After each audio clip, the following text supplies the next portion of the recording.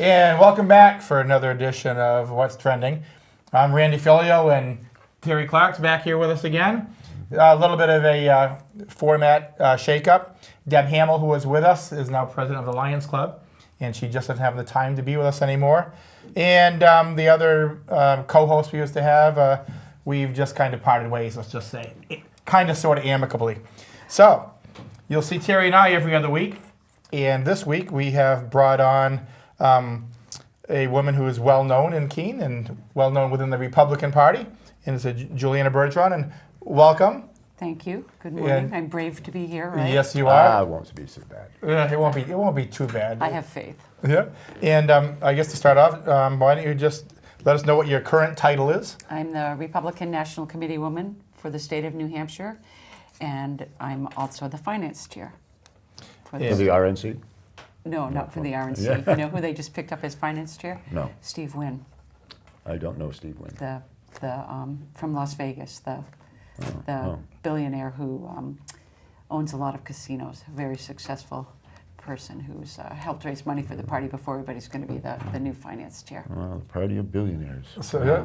Cool. So he's out from Vegas, huh? Cool. So we've got another gambler. We've got a gambler in the I wish- White House, and we've got a gambler out in Vegas. I might switch to be a Republican. You know, that's where all the the money money is. That's where all the money That's is. where the You money know, is. us poor That's Democrats, nice. we don't have any money. You know. No. You notice that whenever Yeah, there's like Hillary's pretty poor. Oh well, yeah, she's yeah. she's somewhere else. Even in Keene, when we have bashes, the Republicans, they go to the country club, they do it up. We just kind of panhandle downtown. Hey, anybody? Waxy O'Connors. Yeah. Yeah, that's we what are actually we did a lot of our debate watch parties at Waxy. We change it up. Oh, We don't always serve spaghetti. That's the difference. Well, you know, one thing good about Keene, and Juliana and I bump into each other a lot at different events, and that's why she's here, because we can actually be civil. It's called being agree to disagree, and I think you do see that in Keene more than most other parts of New Hampshire, that we can actually agree to disagree. I think part of it actually might be because how city council is set up. We're set up nonpartisan. Right. You know, a lot of cities, it starts right off Democrat Republican, so the infighting starts immediately, and I think it's that less helps. so too. now, though. I mean, I think that's gotten worse. I think it started in Washington and it spread to the states. I think there used to be a much better attitude of cooperation and working across party lines, and I don't see that as much anymore. And compromise has become a dirty word. So I'm glad you and I can keep it going. Well, you know, at least Well, we'll keep Keene running anyhow. Yeah, we still do that on the council, and there isn't the division that you see on the state level. And I think it's because we don't have any labels in between us, because that can stop everything right away. Yep. Yeah. I mean, if we were partisan, you had, say, 7 Democrats and 8 Republicans, or vice versa. You see a lot of communities. I mean, look at Washington. Somebody comes up with a good idea. What they're looking at is that a D or an R? I know. And if it was the that's other a shame, party's isn't idea, it? they're not gonna run with it. They'll modify it and come up with their own plan. Well, they'll just wait and then they'll rename it Obamacare. Yeah. Well, they're not gonna. We'll see. It's a sinking ship. You know, I guess we'll start off. You know, in your defense of what's going on in Washington. I guess being what I would consider a moderate Republican, being from Keene, compared to what we see nationally, what do you think on the whole healthcare issue as far as Obamacare and things? I think the healthcare, and a third of my business is healthcare, so I think the healthcare has been an abomination. I think it targeted the wrong group. I mean, obviously we want to target people who don't have insurance, but it targeted young people. And young people, if a few young people don't have insurance, and we're going to treat them, and it's not going to cost us as much as it's a problem from 55 to 65 when some people need to stop working because of their health, or they want to stop working, and it's very difficult for them to find reasonable health care. And I mean, how many people do you know that are working for their health care? So Medicare kicks in at age 65, and there's some good choices there, but that's the group I think we should have targeted. I see those people in my office every day and have to explain to them why the insurance is more than any mortgage they've ever had. So you're going to take your plan, write it up, and send it to Trump so they can implement it? Well, actually, I think they're working on a plan that continues many of the things that they're, the whole product isn't wrong. But we also had those things in New Hampshire. Even before we had Obamacare, you could keep your child on till age 26 in New Hampshire. We were sort of progressive in our insurance outlook. I could always get anybody insurance, even if they had a pre-existing condition clause. I once found a man who had had a heart-lung transplant. After he hit the maximum on his company's insurance, I got him other insurance that covered him despite his illness. And I think that there are some good parts to it, and I think that the Republican Party fully intends to retain those. Well, they probably shouldn't have taken out many of those items when it was being negotiated through Congress, because Romneycare, what he put in Massachusetts, had a lot of items that got stripped out in Congress. It's true. And it's true, and I liked Romneycare. Yeah, and in many cases, the end result of Obamacare was an effort to set it up to fail. And now you're right. We need to do something to put some of those items back in that'll make it work the way it was designed to work. Yeah, it has to have a full pool, Right. or else it's those of us who have other insurance continue to pay for it.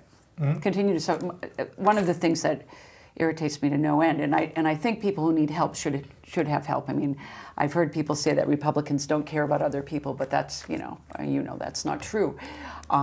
But all the ads that I've seen say, and you should check into the Affordable Care Act because you'll probably be subsidized. And I don't know how they planned on that working. If everybody's going to be subsidized, where's all that money going to come from? Obviously, the insurance companies don't like it because a lot of it's coming from them, and we're a capitalist society. Well, we've had 2.5 weeks of Trump, and it's clear that he's not on my top 10 list and probably won't show up there anytime soon. But I guess in fairness, you didn't start off as a Trump supporter, but I know, having the position that you do, and we've talked about this before, you have to kind of remain loyal and sometimes just maybe swallow hard, and some candidates more than others. When the presidential election started off, who were you behind initially, months and months and months ago? Anybody in particular? No, I had to retain neutrality. Neutrality, yep. And there were probably 5 out of 17 people that I felt any one of those 5 could be my candidate. And you're right, I'm what you call a moderate Republican, because I still believe that the three of us, if we go like this, we're in the middle here, not the far right or the far left, and that we would agree on probably more things than we would disagree on. And there were candidates in that group of 17. At first, I was happy that there were 17 candidates. I thought it looked good. We had a good bench. We could have a president, a vice president, and the whole cabinet out of those. But then it obviously became an issue because I was on the debates committee, and we couldn't figure out how to put them all on the same stage. So that was an issue. I was quoted probably in every major newspaper in the United States as saying, Trump won't be our candidate because we're not an angry people. But I was wrong. I was wrong. We're not angry people, but there are a lot of people in America that we weren't paying attention to who were angry, that their incomes hadn't gone up, lots of things. They lost jobs and couldn't find another job, couldn't pay their mortgages, whatever. And then other business people who were floundering under so much regulation that he came to the forefront. And though he wasn't in my top 5 and maybe wasn't in my top 10, as a party operative, I felt obligated and am not unhappy about being obligated to support him. And I do think he has some very good ideas. I think some of them he needs to, Do you agree notices that he? Do you agree on. that he needs to be reined in? Many people have said that he feeds on the bad things in our society, the hate, the fear, the prejudice, and that he says things to incite that, and he does that to get a rise. And many of the things that he just comes out in tweets without having any background on the subject or whatever. I mean, any other time in our history, I think everybody in the room would be turning red in embarrassment. So, do you think that there's going to be some strong people? I sometimes turn red in embarrassment. you know. Are there people around him who are going to be able to rein him in? I think there are some great people around him, and I think you saw in the campaign. I think you saw a big change when Kellyanne Conway took over. The woman has 4 teenagers, and she handles them extremely well. And I figured that this tweeting in the middle of the night came in that category for me. She didn't stop everything, but she stopped a lot of things. And now, you know, Reince Priebus is his chief of staff, and I have the greatest respect for He was the Reince. chairman of the RNC, is that right? He was chairman, Yeah. yes. He's been chairman for my He entire was the one that term on there. when he first came on, nobody could pronounce his name. Yeah. Yeah, it took. Well, still don't think they can pronounce his name. It took 7 ballots, I guess, for Reince to win. The new chair is Ronna Romney McDaniels, but I'm pretty sure that under a Republican presidency, much of the RNC, what we do, will be directed by the White House. You know, of course, I knew when Trump got in, you know, I was in trouble as far as, you know, what I liked and disliked. But I have to admit, you know, early on when Trump first announced, you know, I was even kind of thinking, well, you know, how bad can it be? And I'm kind of waking up to that now. But I think the thing that bothers me the most It's about not him, that bad, Randy. that's going to be our first. We're going to have to agree to disagree on that one. I think what bothers me the most is you always realize no matter who gets in, especially I'm pretty down the middle moderate, so both parties have a tendency to tick me off at times, is that he doesn't tell the truth. And it's like if somebody tells me the truth and I don't like it, it's like it is what it is. But now, and we talked about this before we went on the air, even Fox News is calling him out saying, you got to stop lying. Now, you know, whether it's a deliberate lie or the guy just speaks off the cuff and he Prone thinks to he might be telling hyperbole. the truth, but just, you know, grabbing something out of the air, like the other day when he said serious crime is way up in the country, when as a matter of fact it's almost at an all-time low. Or he says the media is covering up terrorist attacks, when even Fox News came out and said, no, that's a blatant lie, don't say that. You know, those type of things discredit a president probably faster than anything. You're 2 weeks in, and you know, people that are normally your allies are calling you out, you know, for lying. We're 2 weeks so. in, and I think it's part of the learning curve for a person who hasn't spent any time in politics. I think politicians, as we all know, are much more careful about what they say. And he's been a businessman, and he could say whatever he wanted, and he's learning. I'm beginning it's to gonna improve. think that you know, his presidency isn't really a presidency. I mean, I don't want to criticize Trump, but I do have some alternative praise for him. One of the big things that's starting to come forward now is the appointment of Rex Tillerson to the Secretary of State. Mm-hmm. The connection with Russia. When Vladimir Putin attacked the Ukraine last year, it was they always put these nationalistic reasons for it, but it turns out that it was a power grab for an oil pipeline, and Putin had made a deal with then CEO of Exxon, Rex Tillerson, to have 600 exit points or pumping points on that pipeline, and President Obama's sanctions cut that down to 3.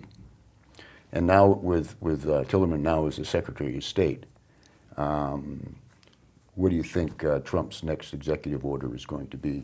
I don't think that's necessarily true, that Trump's next executive order will be that, because I think Rex Tillerson is a very honest man. He's been doing, again, he was a businessman, but now he has a greater responsibility than being a businessman. And I think that's why so many of the senators, you know, feel so good about him, that he looks at everything and will make the right decision. You know, I agree what happened in Ukraine was wrong, and I don't particularly care for Putin, but I can also see the other side in that if you're going to be a world leader, it's better to have people on your side than against you. We have enough people against us now. And my last point on that is, isn't it always about the oil? Doesn't it feel like it's always about oil? It is. It is. You know, And one thing. that's another problem that we're having with his with him putting a what do you call those? I think we put them on dogs. Muzzle? A muzzle on the EPA. talking about, well, we're not going to let the EPA tell people about the science that is coming out of, about some of the methods that we're using to extract gas and oil. We're going to get those out of the way because we want to make gas and oil extraction as cheap as possible. And, going back to the Russian thing, it's just too convenient to be just pushed aside. It has to be considered that Rex Tillerman was a major player in the fight to take over the Ukraine and the deal, and now he's going to be negotiating directly with Putin on that pipeline. So I mean, This seems like a small thing for Democrats to worry about when you put Hillary Clinton up as your presidential candidate. And her ties and her money Some of coming us are in. backing Bernie. Okay. most of us in this room were, in fact. Yeah, well, politics on the national level, which Hillary Clinton has been a part of, and which Trump and many of the the George Bushes and such are not to be held up as something that I would be very proud of. I like local politics myself. So going back to Hillary Clinton is, that's just taking our eye off the ball. I mean, we're talking Taking about your eye off Rex Tillerman. Well, I don't yeah. see a lot of difference, except that Rex Tillerman has been, in the private sector, a much more successful person. And what and about he's his a smart man, choices? and I think he will put that to good use for us. What about his choices for education and for energy and for interior? It seems like those people are an antithesis to what their departments are supposed to stand for. It almost seems like that they were they're the fox in the hen house. They're there. They're being put there to destroy those agencies. Yeah, no, I don't think that's true, but I do think that we were on a progressive track, and as a Republican, I just think if we had had another 4 years of that, it might be too late for it to turn around, and be a more conservative. Well, one thing I'd like to see when we talk about Tillerman and the oil and the CEO and what's going on and what's Trump's real dealings in Russia, I think just releasing his tax returns would pretty much answer all of that. And I truly feel that's why the audit thing we all know is BS, total BS. The IRS said it was BS. They said you can release your tax returns; it doesn't matter if there's an audit or not. And clearly, and then he said, well, if I get elected, I'll release them, and obviously that's not going to happen. And my question is always, what are you hiding? If you're not hiding anything, release your tax returns. And I think what you're going to see is his involvement in Russian oil. And I truly believe that that's one of the reasons he's not going to show it. But you can't prove it. I can speculate, but unless he releases the tax returns, But he said all we can do is but he speculate. said that's not it. So I mean, he has said that, and I actually believe him until something proves him wrong. I believe You mean him. something like his failure to release his income Tax tax? returns. Well, there's no law that says he has to. Americans. Oh, he said he was going to. Americans elected him. Yeah. He said he was going to after the audit was over. Of course, in his words, the audit will never be over. Well, I think some of there are some new things that are happening here since Trump got elected that no other president of either party would have been able to get away with.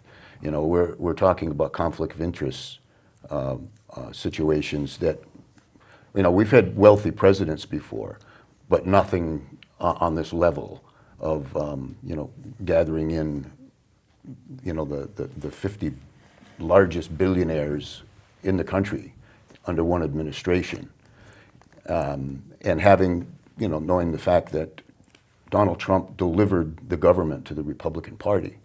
So the Republican Party controls the government now, and they're unlikely, I think, to have committees investigating any of this. They're just going to pass it over. They're not going to do anything about it. Well, I think the they're not going to Republican hold Party Donald Trump up to the same what's standards right, and that it other may not presidents be have. what the Democrats think is right. It's so polarized. I mean, you can You can hear it here. You can hear it. George You can watch W. it. Bush and his father said that he needed to release his taxes. But he you was know. elected president without releasing his taxes. So that says to me that the majority of people in America doesn't bother. Not the majority. Well, well, We won't go there. Plurality. we can maybe. go there because if it were a popular vote, he would have campaigned differently, and I still think he would have won. I think that he did campaign very smartly, going to places where people wondered why he was going there, and knowing that he could take even to that, the one district in Maine. Okay, Spending extra here's the time. one thing I'll give Trump credit for, in that he did out campaign Hillary Clinton. I mean, there's no question that Hillary Clinton, and the word you never use in politics is assume. And She was the worst assumed- candidate. she She's the assumed worst she had those candidate that states. we could have ever nominated. Her Well, her that baggage, shows now. the level of her baggage was insurmountable. Right. True. If you beat up on somebody for 25 years, and I don't care if it's true or not, you throw mud and it sticks. And for 25 years, she had so many things hanging over her head that people were unsure of. Why the Democratic Party nominated her is beyond me. I'm still, No, thank you. I am still just devastated that many of the things that I think that Bernie Sanders stood for goes right to the root of the Democratic Party. And it's, going back years and years and years that have been abandoned. And that's what troubles me so much about the Trump administration. It's become a corporatocracy. This is no longer a democracy or even a republic.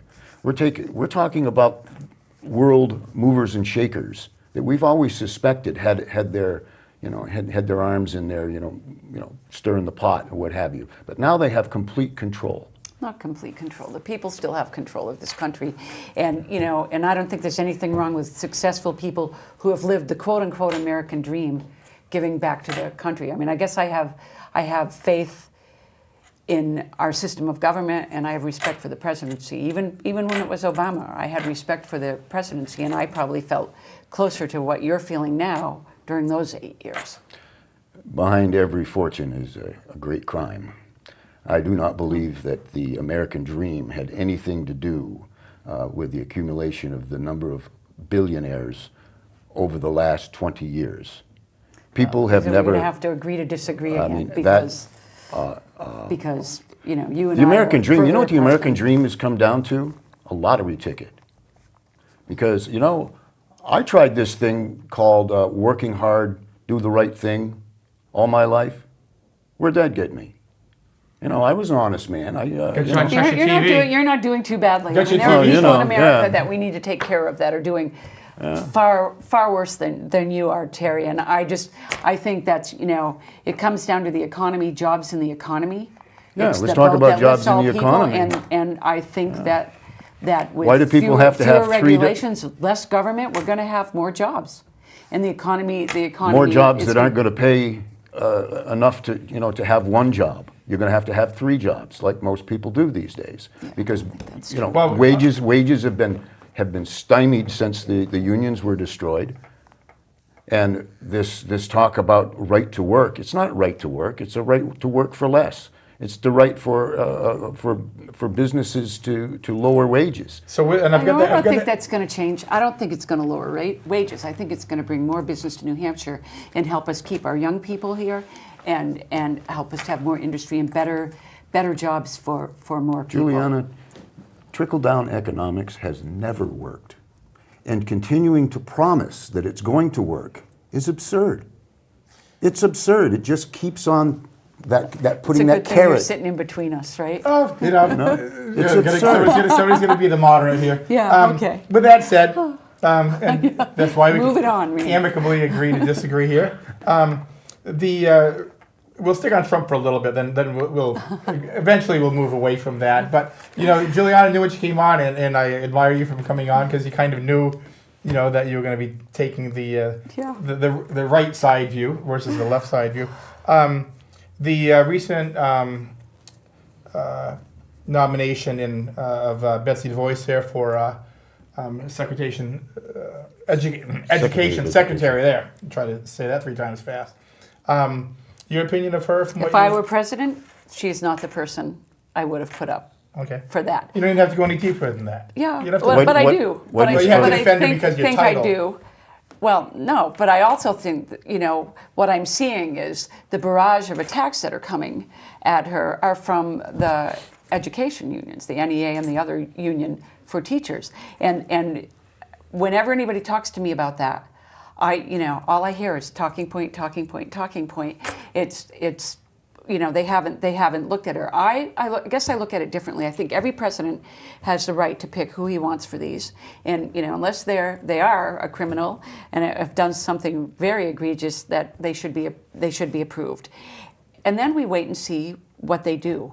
Because yes, I have no problem with charter schools or private schools. I think that competition for our completely public schools could help improve them. We were talking before the show on things that we thought we could change here in Cheshire County that would be a way to improve schools.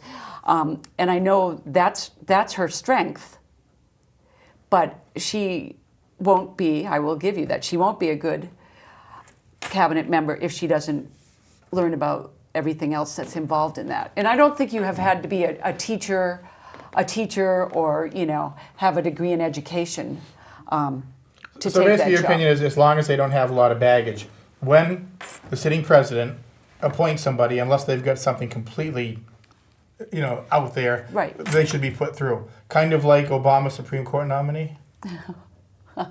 Why do you suppose? No, Trump, seriously. Why do you suppose Trump nominated her? I could guess that. I think we all can have our opinion on why he nominated her. She is a huge giver to the Republican Party who has focused on charter schools. And even here in New Hampshire, I think that, I have friends that are working on expanding the school choice, the range of choices people have here in our state for schools. And I think that the teachers' unions are threatened by that.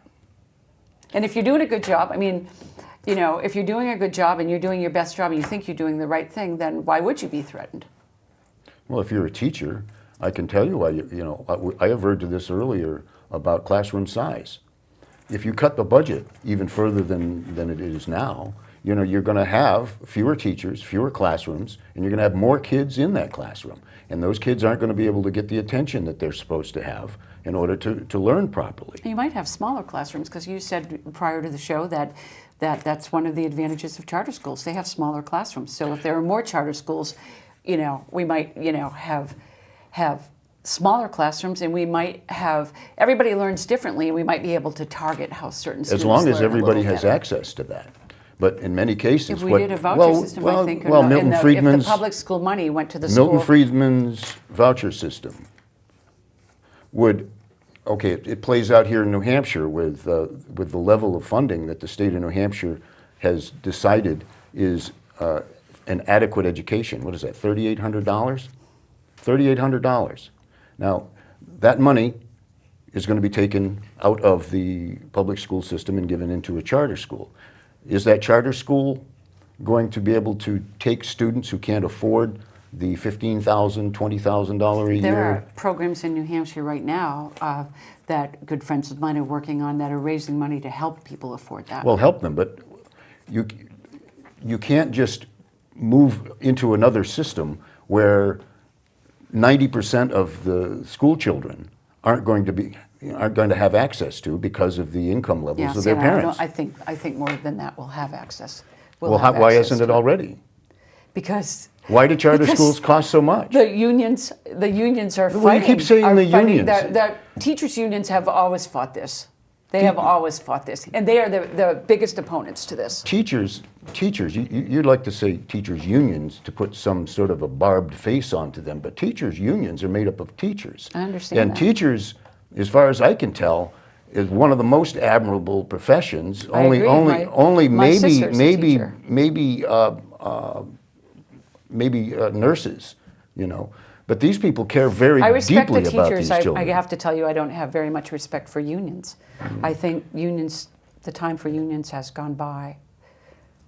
I don't think it's a great protection for people anymore. I think it's a great moneymaker for I the think unions. one place that I see unions important is especially like police and fire departments, because they get into communities, public safety, where people don't know anything what they do, and I think if anything that's an important, two important professions where unions are very important.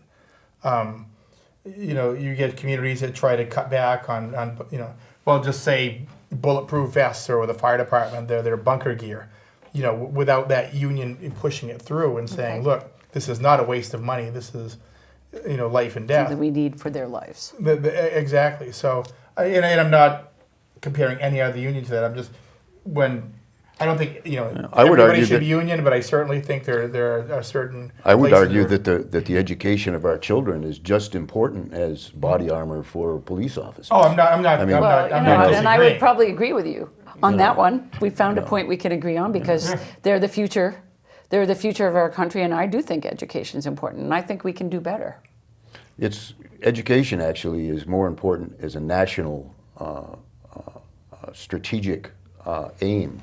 I mean, rather than military might, I think an educated population will do more to protect this country, to keep this country great. I think Than we all of need the- to than all of the Bearcats upgrade in our the world. military Well, as well. if we can take that $40 billion or whatever it is that Trump wants to build a wall with, and we put it into education, I think we'll be good. That proposal just seems so insane to me. It's not gonna happen. Can you weigh in on that? The realistic I part think of it. Is it going to happen? the border guards don't think it's insane. They think it's a good idea, and yes, somebody might be able to climb over, and they might be able to go under. But I think You there's mean the way. border guard union?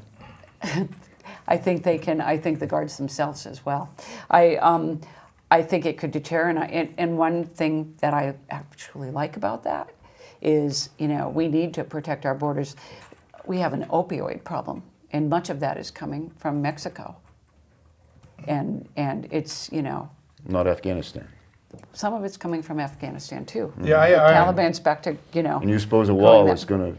You suppose a wall? It's not going to solve all the problems.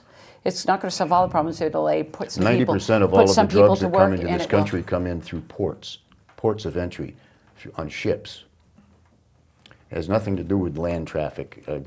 There's quite a lot coming over the Mexican border. Well, I can tell you one company that's going to do well. If it's a 30-foot wall, it's going to be the company in Mexico that's called the 35-foot ladder company. Yeah. They're going to make a fortune. And one thing that they're good at, the cartels. And I'm not talking the average person trying to come across the border looking for a better life.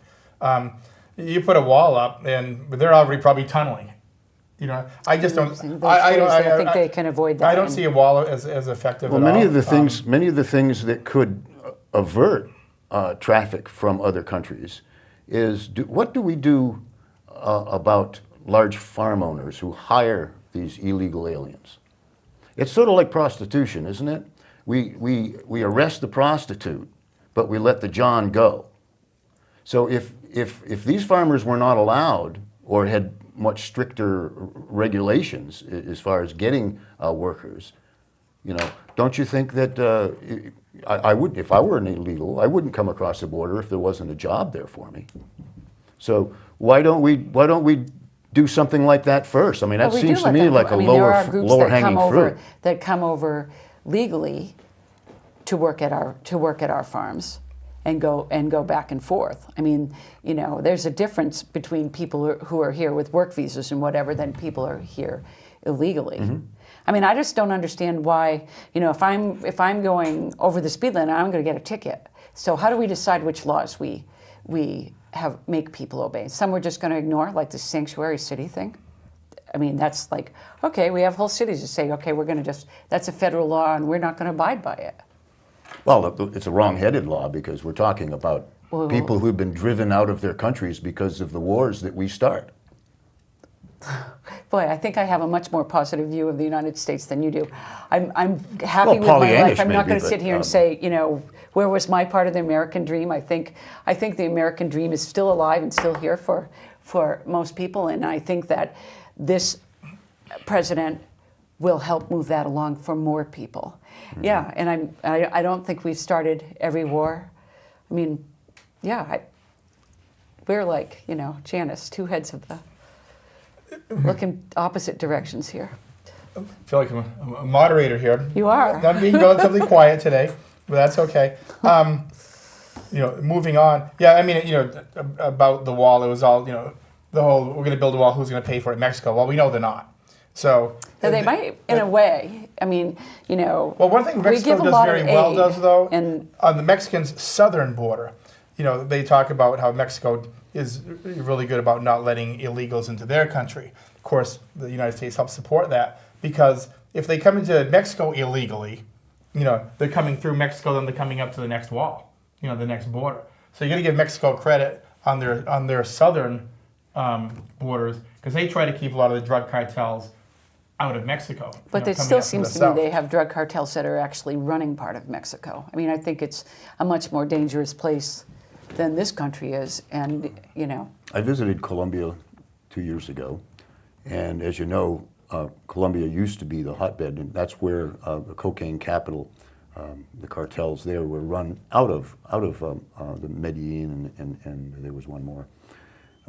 But because of interventions by mostly UN-backed forces, police departments, and such like that, they broke the back of many of those people, and it has shifted to other countries in Central America and Mexico. Mm-hmm. And the governments, the corruption in government is something that they really have to deal with. But to say that it's Mexico is just looking at the problem with, what is that? Oh, I'm sorry. I didn't say it was only Mexico. Well, no, but So- the fact that we have to demonize Mexicans. And I know many Mexicans, and I I do know too. that I'm not they demonizing work. Mexicans. Those people work harder than any people I've ever met in my life. There's a lot of people in this world that work hard. Yeah, but I mean, they're not what is being described. I mean, they're not coming across this country to break the laws and things like that. They're coming here many times because of policies that we put into place. NAFTA, for example. It's all our fault. Well, NAFTA destroyed their corn industry, and those farmers. Well, and they They have our nothing else to do. manufacturing industry. I mean, they can go to the Levi's people factory haven't in done it. Mexico It's the governments. The government has make done it. Levi's that used to be made in the United States. The people have not done that. The governments have done that. So that's why I'm saying, the important people, the powerful people, like the big owners of the chains and the farms and the factories and things like that are exploiting these And people. George Soros, he's helping them? Probably. Yeah, okay. Probably. What's next on your list? We need to move it on. Having a good time being in the middle here. One thing about drugs, though, it doesn't really matter where they come from. It doesn't. It's like if there's a demand, there's going to be a supply. Mm-hmm. It doesn't matter. I mean, and I don't think a wall helps, because you build a wall, they either go under it or they just come in and, like you said, they come in on miniature submarines now. Well, I think we'll see. I mean, I think, it's hypothetical, and But whether it- there will be a wall or not, and whether it helps or not. I We'll think see. I honestly, it is hypothetically, you're right, because it hasn't happened yet. Right. I don't think it will, but getting onto the whole drug issue, and Terry and I co-chaired the city's I know. committee on opiates. And I was proud of you both for doing that. The city really needed to do that. It needed to do it sooner than they did it, but I'm thankful that they did it and that Well, we you both, were part of that. when they appointed you kind of think, I did some homework, and you think and then as you start doing homework, you realize how much you don't know. Right. So I think both Terry and I, you kind of go back to square one of even when heroin was first developed. Mm-hmm. And you know who developed heroin? It was the gentleman that developed Bayer aspirin. And the reason he developed heroin is because he thought it would have less side effects. Mm-hmm. So, moving forward, we get to the, heroin a decade ago was that dark drug that nobody did. That was just in the ghettos, you know what I'm saying? It wasn't in my neighborhood. Mm-hmm. It was don't worry about it. And we talk about the demand, well, where did the demand come from? The demand came from, legal opiates that, our own pharmaceutical company flooded the country with. Well, And they- so they heard- we created our own problem. We created our own demand, and then the opiate price went through the roof. They tightened up the restrictions a little bit, and rather than getting a $50 opiate pill, they get a $4 dose of I heroin. know, and it's You know? horrible. You've probably heard Jeb Bush talk about this. We're a country who doesn't like pain. And as long as we don't like pain or don't teach people to deal with pain or find other ways to deal with the pain or help them find the other ways, we're going to continue to have this problem. The and reason- it's very sad. The old The take reason- two aspirin in the morning went right by the wayside. Yeah. You The know? reason we never saw it before, because it was in inner cities and other places where the lack of hope and the despair over life itself was much greater. Now, I think that the addiction problem is being born more out of a sharing of that pain. I think more people in this country feel hopeless. I think Probably right. and if I learned one thing on that commission is that interdiction is that's just a Band-Aid. That has nothing to do with the problem. Right. Has absolutely nothing to do with the problem. I You agree. need to go to the symptom. And why do people self-medicate themselves in such large and increasing numbers? But think we had 8 years of hope and change. Yeah. So now I think we've got change, and that gives me hope. And of course, but part of it was done, and you are right, Terry, part of it was done by people that were just completely down and out. There's no question. Right. And there's a whole another segment that get into it because what you said, look at this, we're going to agree on something here, was because some people, we have no tolerance for pain, and we are convinced we have no tolerance for pain. Right. So we have two. We have people that were down and out and just, if you're putting a needle in your arm with heroin in it, you've pretty much given up, because a rational person, and rational depends how you want to determine it, is not going to put a needle of heroin in their arm for the first time, knowing. There might have been some naive people, just like there was naive cigarette smokers back in the 50s that didn't know the warning signs. Today, if somebody puts that needle in their arm for the first time, they know.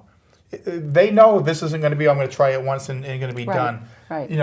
It's become, well, as you said, if they're putting it in their arm, they're down and out. They're like, I don't care about the risk. But one thing Terry said is also true. The intervention in the rehabs and all of that. And Terry and I saw studies of people that would go from good families, go back, and the success rate, unfortunately, right, is it's low. minute.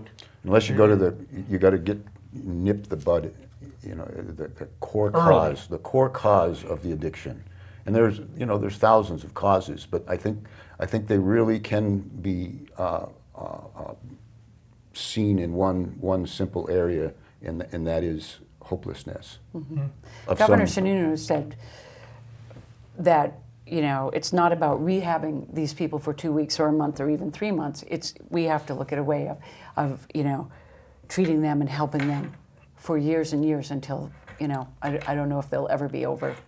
And somehow, Addiction is no that pull. different. I mean, we've dealt with alcoholism a lot more than we have with drug addiction, and I think And everybody. that's a lifelong. Yeah, and that is an addiction. Yes, I mean, yeah. and so we're going to have to treat these people all of their lives. Those Right. people are going to wake up every morning and decide whether they're going to do drugs or not. Right, and Just have it not as be the police or the alcoholic- treatment centers, but get families involved. Right. And everybody's got to be involved in this, and then only then do I think that we can do something about it. Yes, there'll always be people who do drugs, but the numbers that are doing them now is it's painful and it's very sad. I think the pressure that's on people in our society has increased hundredfold over the Oh, last the 20 stress years. level for children Stress in level. school. Absolutely. and to follow up as far as going back to federal again, going back to Trump, which concerns me, because he's looking at the pharmaceutical companies, and he met with Pharma there, the largest pharmaceutical company, and they kind of convinced him not to put more restrictions on it, and they're trying to convince him for more deregulation of the pharmaceutical companies, and that's an absolute mistake. And this is how we get into these type of messes. So that'd be one But thing. he hasn't done it yet. He spoke to them and they talked about this, and he's looking at that. I am sure that before anything is done on most of these issues, there's going to be a lot of and most things give he and hasn't take. done yet. Most things he's just said. So So, that'd be one point that I would make. that would I hope Republicans would jump on them too. It's like, look, you can't deregulate and make it easier for these pharmaceutical companies again. That's how the opiates flooded the system anyhow. Well, I also think we should stop. I think our prescriptions that people need would be cheaper if they weren't spending billions of dollars in advertising to those of us who really have no business deciding what medicine we should take. Why That should the heck stop do we for spend billions of dollars on TV ads Right. on a prescription that we can't get unless our doctor prescribes it to us anyhow? The difference in price of one drug bought in the United States and the same drug bought in Canada or Europe is not the advertising. It's greed. Well, it's both of those things. It's because we actually have a law here in the state of in the United States that Medicaid, the governmental agency, is it Medicaid or Medicare? I can't. Medicare Cannot bargain prices. I mean, they can't say no. Not 100. I'll give you 50. They can't bargain. It's against the law. They have to buy whatever the price is. And we saw with the EpiPen. Yeah. Just pure greed. And that's why we need to have regulation, is because, unfortunately, many business people live right on the line of legal and non-legal. Many go over that line. And without regulation, all of those people aren't going to, that line is just going to disappear. I was on the President's Council for Aging when Hey, can you do something Bush about was that? president. 'Cause Yeah, I'm not getting any younger. no, it just keeps happening, doesn't it? But when they did, we had buttons that said, change Part D, the prescriptions coverage under Medicare, where it wasn't purchased nationally. It wasn't like through the VA system, or which now we see why it probably wasn't. But I think they could have done better on that, because, for example, New Hampshire's Part D is compatible with Maine. I mean, they did it in all sorts of little, if you moved out of New Hampshire or Maine, you're going to have to get one that's compatible in the state that you're in. It's not like their Medicare Parts A and B, which are the same all over the country. And I do think they did that to satisfy the pharmaceutical companies, but I don't think it's very satisfactory for our people. I think there's better ways to do that and still have it come from companies. You're right. I think there should be some negotiation if the government is buying that much. Oh, for sure. The same as Trump's not wanting to pay the largest amount for the new airplane, and I mean I think that's going to be one of Trump's strengths. He's not going to just say, "Oh yeah, the government will pay for that." He's going to look at the price of things. We have to look at them in our own homes, and our country should be looking at them. I mean, we're going to have $20 billion of debt soon, and that is just Have you heard of a egregious. Trump initiative to decrease the prices and increase the availability of inexpensive drugs in this country? No, he's been there for 2 weeks, and he's done a lot of things. Well, I think he's done a lot of things in 2 weeks, and I think a lot of things will be See, this is covered. where I go back, because we've talked a lot of hypothetical situations to the point. The wall, deregulation. Yeah, you have we're to all wait and see what he does. But that's why I go back to this first 2 weeks of saying he's been caught in blatant lies. And that's what concerns me. It's like, when he says something, you kind of like, what do we believe? But you and I were talking before the show that there are people who have said to us, "Oh, listen to what I say, not what I do," or people who say, "Watch what I do, not what I say." And I guess I'm about to say that about him. I mean, watch what he does. We don't need to. We need to take away his phone. We need to cancel his Twitter account. I wouldn't mind that. And have him start I acting think like the most president. Americans wouldn't mind This that. guy is, we talked about people that were thin-skinned in government. He is so thin-skinned. To be a good politician, you have to have Teflon, because especially president. And we know that just being on city council. You got to have some thick skin, because, man, people throw stuff at you. That's true. And if you have Velcro and you let it stick, it eats you up. Mm-hmm. And Trump's the Velcro man. I mean, anything. And he'll learn. I mean, he is a smart man. He has been a successful businessman. He is a smart man. He's not going to be perfect in all of these, but he is surrounding himself with people that I think, will help him.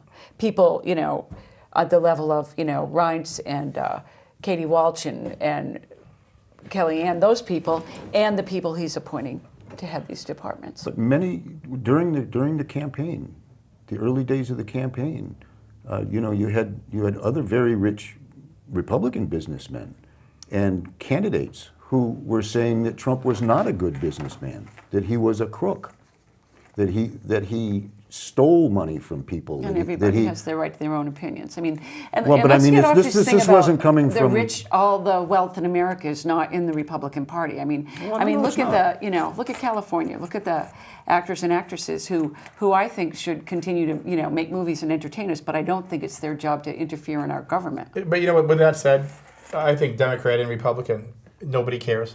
Right. I really don't. I think No, but I think I was talking about your assertion the that entertainer. Trump is a good businessman. No, I don't think he is either, but- When it's been said even by, you know, members of his own party. Well, he's been successful.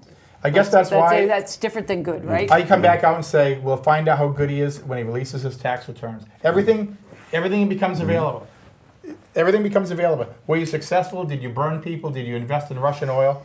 Everything becomes And that's available. all. if he And that releases the tax return is history. We're looking at. He's our president now. I mean, I think one thing we all have to agree on is that it should be the hope of every person in America that this man does a good job. That you know. I agree with you there. Appropriately guided down the right paths to improve the situation of many people in this country. I actually do want him to do a good job. And there was a time when he was running, I thought, like I said, how bad can it be? Now I'm kind of thinking, like, this is pretty bad. But I want him to be. I thought I the want him last to be 8 successful. years were pretty bad. This is almost like back in the Navy when I was on nuclear submarines. Just before my end of my career in the Navy, my last couple of patrols, we had a new captain come on. And compared to the first one I had, I couldn't stand this guy. But I wanted him to succeed because if he didn't, the sub that I was on was going down. You know. Right. So if he didn't succeed, I was screwed. So that's the way I look at it as Trump. I absolutely want him to succeed, but in my opinion, it's going to have to be a complete 180. So maybe, you know, we all need, not just the Republicans, everybody needs to be a little more positive about it, and everybody needs to do their part for the country and be a little more positive. Oh, and I would have like some to be faith, positive about it. respect the office, and give him some time. At the end of 4 years under Barack Obama, my sisters are Democrats, and I said to them, "You're not going to vote for him again, are you?" And they said, "Yes, we are. He just hasn't had enough time." So. Well, you have to admit that, you know, we had Congresses that were stonewalling his every move. And we have the same situation now with what the Dems are trying to do. Well, then, the Republicans have control of the government. Well, Okay, They have well, there's control not- of you the know what I government. say to that? There's not- Thank God. And the State House in New Hampshire and the House and the Senate and the Executive Council. And my only grave disappointment is that we have 4 federal representatives that are, you know, I'm not unhappy that they're women, but I'm unhappy that they're Democrats. So That might be because you have that big R on your lapel, but it might be. but I guess, you know, when all is said and done, I mean, those of us Democrats, moderate or farther to the left, you know, we're going to say things for 2 years. And as far as, you know, respecting Trump and the office of the presidency, I do respect the office of the presidency. Most of what I respond to, especially on social media, is based on what Trump says. You know, I don't speculate anything. I go in and say, he said it, and here's my response to what he said. And that's why I wish he'd, in his case, probably better if he just shut up and stop giving. He gives Democrats the ammunition for 2.5 weeks. You know, he calls federal judges crooks. I know. And the last federal judge he wanted to step down was a George Bush nominee who was confirmed by the Senate 99 to nothing. And he called him a so-called judge. And he called him a so-called judge. And I agree with you on that. I really think that he has to temper it. You but- can't go saying if a judge disagrees with you, then we just fire him, because you got to remember that, you know, that's why you have 3 branches of government. And basically what Trump says is, well, if I disagree with that branch of government, then we'll just get rid of that branch of government. Yeah. And that's kind of what he said. And I'll give Pence credit, and I don't really like Pence that much either, but at least Pence, when interviewed, said, yes, that judge is fully within his right. And, you know, maybe Pence is, never considered Pence even to be a moderate, but maybe he's the temperate that Trump I think needs. that he's moderate in many ways. You Not know? moderate in all ways, moderate in many ways. The first time I heard him speak was in Chicago, and I texted him and said, if you sound like you're running for president, if you're running for president, you should call me, because we have the first in the nation primary in New Hampshire, which is the biggest part of my job, is to make sure we keep that primary, which is good for both parties and Oh, absolutely. for our state. And he texted back that he wasn't running for president, and I said, then why do you sound like this? It'll be interesting in 4 years who the Democrats come up with. It's going to be, because let's face it, it's in their heads now. Yeah. I'm hoping Joe Biden's still in great health and Joe runs, because I think he we was need my to original candidate. look to the future. I think we need, I'd like to look to the future and have whoever it is from either party be somebody younger. But, I was away on vacation, and a woman came up and said, where are you from? I told her New Hampshire, and she said, what do you do? I said, well, next week I'm going to the inauguration and the RNC meeting and whatever. And she looked at me and said, you should be ashamed of yourself. And I said, you're a Democrat? And she said, yes. I said, well, then you should be more ashamed of yourself that the only person you guys could think of to put out for candidate in support was Hillary Clinton, because it just seemed to me that was, a race that wasn't starting. Well, I was riding with Biden, then I was feeling the burn, and now I'm just feeling burnt. I thought Joe would have made a great president. He's a nice man. And the only person that could have beat Hillary Clinton is Donald Trump. Oh, yeah. Or no, let me put it the other way around. Hillary Clinton is the only person Donald Trump could beat. Anybody else? That might be. Any other Democratic nominee? But we had a lot of other candidates that could have beaten anybody you put up. Oh, it's possible. I I think. think John Kasich. I think if Kasich was a candidate, he'd be president. And I think Americans were ready for a change. Oh, Like I clearly. said, they tried hoping for 8 years, and now they really do want all you change. got to look at when Iowa voted. You keep saying that. And actually, there are so many things about the United States government and the economy that are so much better because of Barack Obama.